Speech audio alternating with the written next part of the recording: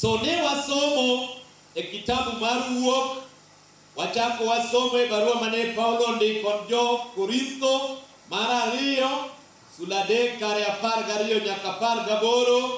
Bang'e wachako wasomo kowuok e Luka sula 9 kama mumaloso ka Kristo odhi e got lemo kod jopuonjrene. And in that prayer moment, God appears to them. Bwana asifiwe sana. Nitie wach achiel mawuotho. Wach mawuotho ni en ni nitie pogruok moro e kind dhano gi ng'awa gi Nyasaye. To pogruok manie kind dhano gi Nyasaye ni, Nyasaye chako duoko winjruogni kokalo kuom ng'at achiel ma en wuode mohero, Yesu Kristo ma Ruoth. Bwana asifiwe sana. So gima dwaro ni mondo iwuog go ka ng'at Nyasaye en ni Nyasaye nochweyi e kido machalo kode en owuon, mondo mi kinde duto mag ngimani ibedi e lalruok gi Nyasaye. Praise the Lord. To lalruogni en lalruok makelo gweth, en lalruok makelo winjruok makare, en lalruok makelo ngima makare. That is what the Bible says ni the devil comes to steal, to kill, and to destroy. But the Son of Man comes that they may have life and have it in its fullness, have it in its abundance. That abundance or the fullness of life biro nikech nitie lalruok makare e kind dhano gi ng'awa gi Nyasaye. En lalruok ma kiwuothogo to koro ngimani bedo ngima miwacho ni the blessed life. Ngimani bedo ngima miwacho ni ng'ano to wuotho e bwo ng'wono mar Nyasaye. Ngimani bedo ngima machalo gi yath motwi e bath aora. Yath motwi e bath aora no Muma wachonwa niya, ni en kata ka chieng' rieny, kata ka piny tek, kata ka ng'otimore, to en chunye ng'ich nikech oyudo pi mang'ich koa ei aora. And onyalo nyago olemo in and out of season. Bwana asifiwe sana. So lalruok gi Nyasaye, ngima mantie tudruok makare gi Nyasaye should be desired by each and every one of us. Bwana asifiwe sana. Wach ni ng'ama ni bathi ni ngimano en ngima moro midwar gi tekni. Praise the Lord.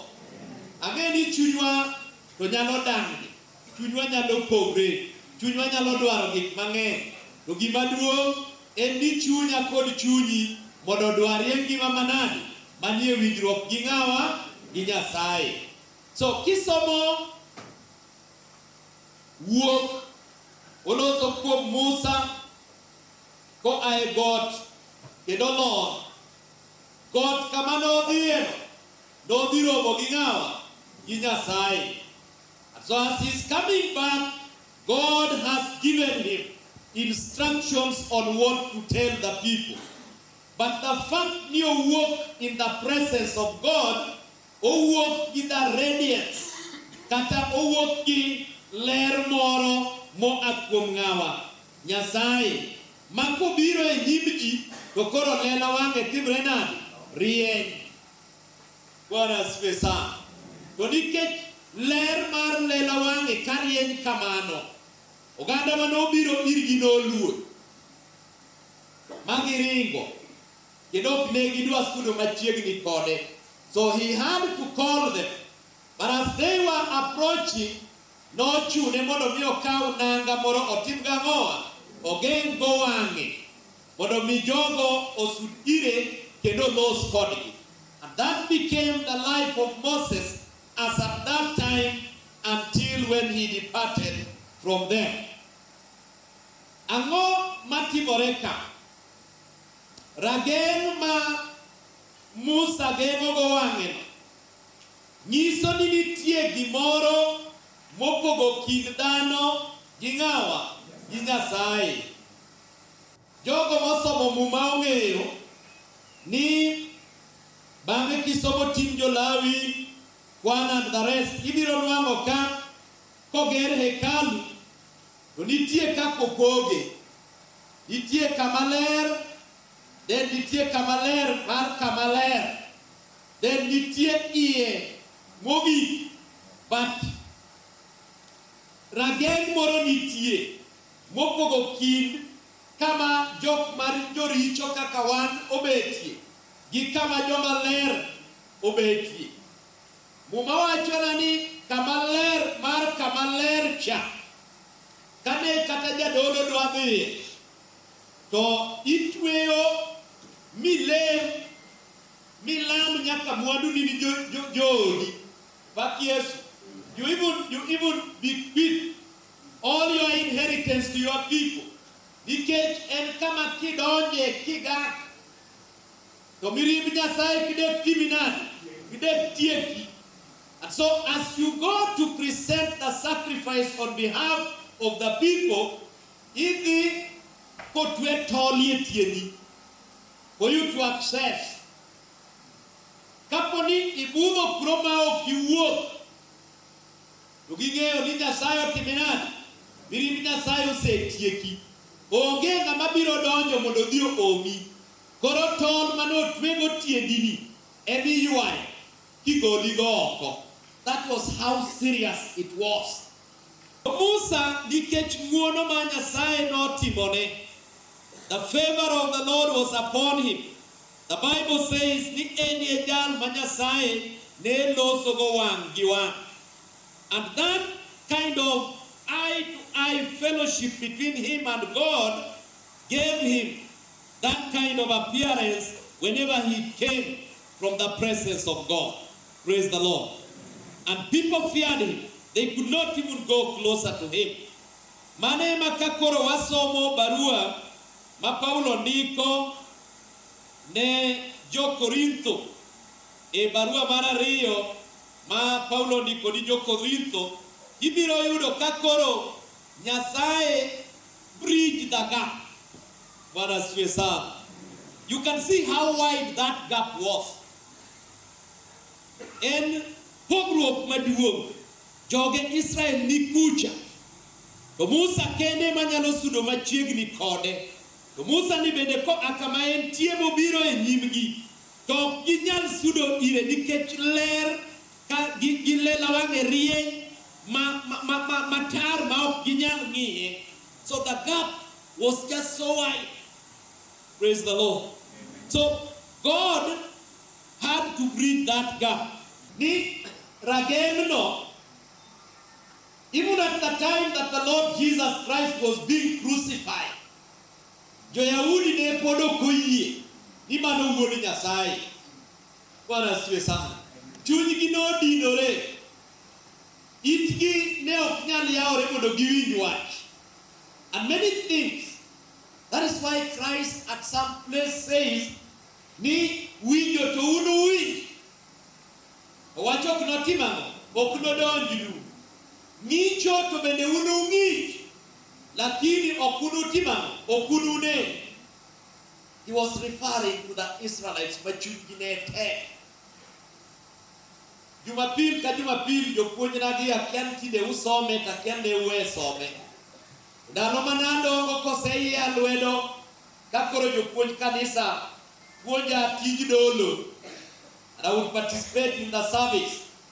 Nitie somo moro ma waja somo sama wadhie lemo mokinyi ne Nyasaye ok ni dagi chuny motur kendo mojok gi richo. Bwana asifiwe sana.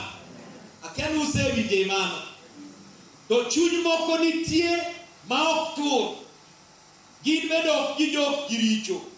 Gin chuny moriere tir. Gin richo ne gima gidwaro ni gidagie. Gimodho richo gokinyi, gichame sa 6 to gimodhe godhiambo. Gidakie richo. And that is their life. But chuny ma Nyasaye dwaro ok en chuny machalo gi ma Jo-Israel. Jo-Israel notimo tok teko nyaka ndalo mar Musa norumo, kama noromo bed ni wuoth ma e kind Egypt kod Canaan en wuoth mar odiochienge 40 to kod otieno 40.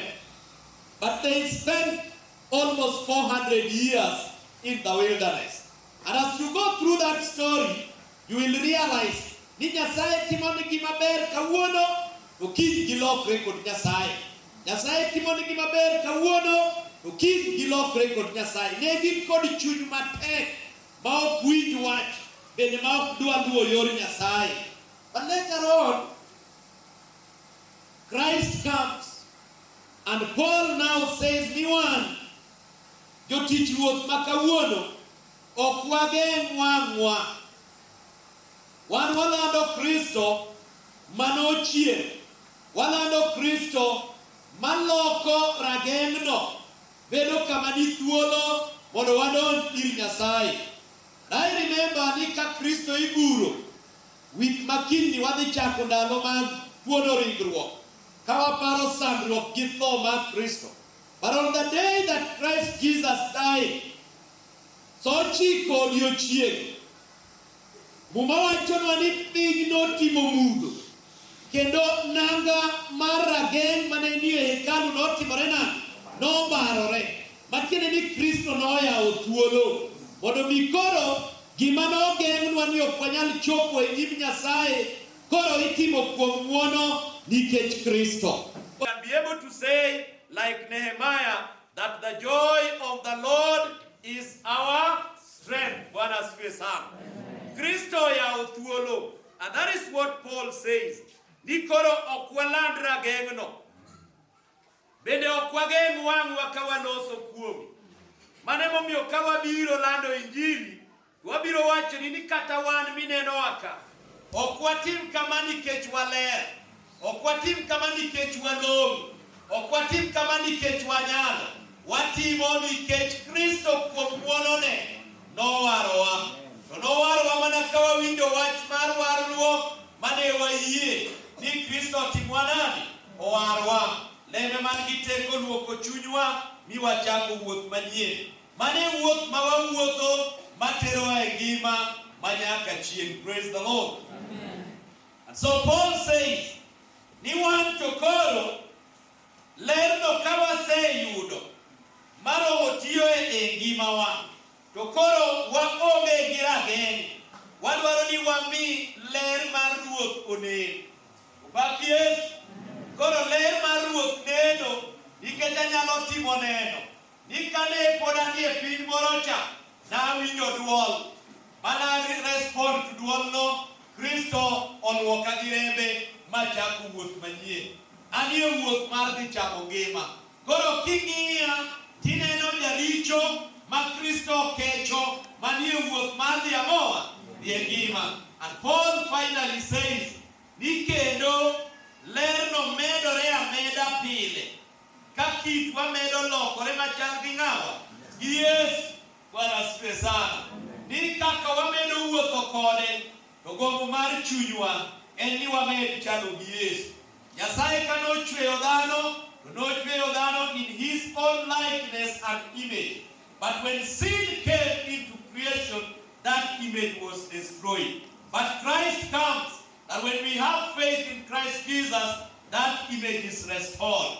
And each and every day as we move on, our desire is to become more and more like Christ. Our desire is to become more and more like our Father who created us. And okwanyal chalo kode, bende okwanyal sudo machiegni kode, ka ok ng'wonone ema otimonwa. Bwana asifiwe sana. Wadwaro ni mondo awach ni niya, thuolo yawo. Kendo Kristo muma wachonwa kane wasomo Luka ni mae wuoda maher, timang'owa? Winjeuru. Koro ka Kristo loso kodi, kiwinjo duol kaluongi, bi ir Yesu mondo Yesu olok ngimani. Bi ir Yesu mondo Yesu ogolni rageng'no. Yud thuolo mar donjo kendo lalori gi Nyasaye machiegni kaka inyalo. Okang'e kama intie ng'at Nyasaye, but gimang'e en ni you really need that fellowship with God. There is nothing else that matters in this life except establishing the right relationship with God our Father. How I pray that the Spirit of God will work it upon your life.